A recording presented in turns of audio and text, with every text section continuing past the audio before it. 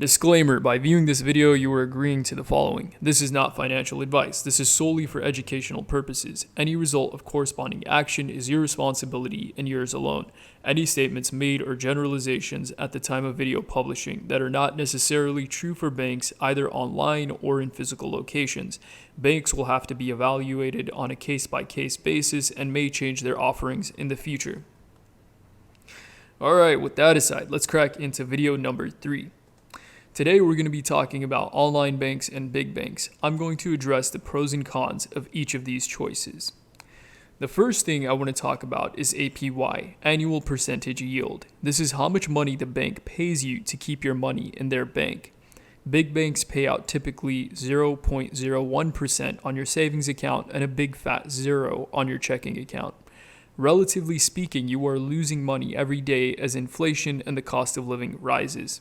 To add insult to injury, the bank uses your money to make the bank a boatload of cash, and they pay you almost nothing to use it. I don't know about you, but I think that's pretty insulting. If you examine online banks, you can get between 1 to 2.5% APY on your savings account and 1% APY if you get a checking account with Aspiration Summit. To reiterate, big banks pay you 0% APY on your checking account. When it comes to debit card fees, big banks will charge you a few dollars, typically between $2 to $5 for using an unauthorized ATM, and if you withdraw money internationally, you'll get hit with around a 3% fee, which can be enormous depending on how much cash you are withdrawing. If you use a bank like Aspiration Summit or Schwab, there are no debit card fees anywhere on the planet. Also, with big banks, you typically need a $1,500 minimum balance or direct deposit or other options specific to that bank. With online banks, they don't penalize you for not having money in your account.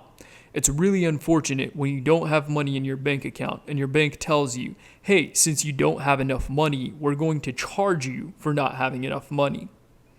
Online banks are also FDIC insured, basically the same as big banks. If you go on the bank's website, you can see how much money is insured. It's typically around $250,000. However, there is a caveat with online banks. You can't deposit cash in many online banks. You can only deposit checks using something like mobile checking. Or you can also have a big bank where you keep your minimum balance and transfer the excess cash over to an online bank and get paid for it.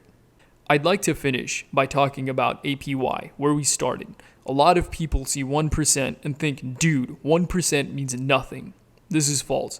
The key is this, and listen carefully. Small percentage returns over a long period of time can put a lot of money in your pocket. If you take a look at your parents' house payments or your own, you can see that even though they or you may pay a small percentage in interest over a long time horizon, say decades, this can be in the tens to hundreds of thousands of dollars. The banking and finance industry is expecting you not to realize how important a time horizon is on a loan of even a small percent of interest. If you don't understand how compounding interest works, you are playing right into their hands. Let's say you have $10,000 in your bank account. You'll generate roughly $1 in interest with a big bank and $200 with an online bank after a period of 1 year. Granted, that won't make you rich or anything, but that could be a nice present for yourself, or you can leave it in there and let it continue to compound. At the end of the day, you're really asking yourself the question, do I want $1 or $200? Let's really drive this home. Let's say you have $10,000 compounded daily at 0.01% APY in a big bank over 10 years. This is $10,010.01. Essentially, you've made $10.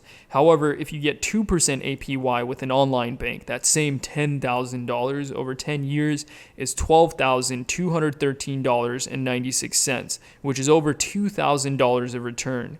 After 40 years, it is $22,254.91, which is over $12,000 of return. It is really an obvious choice if you look at it this way.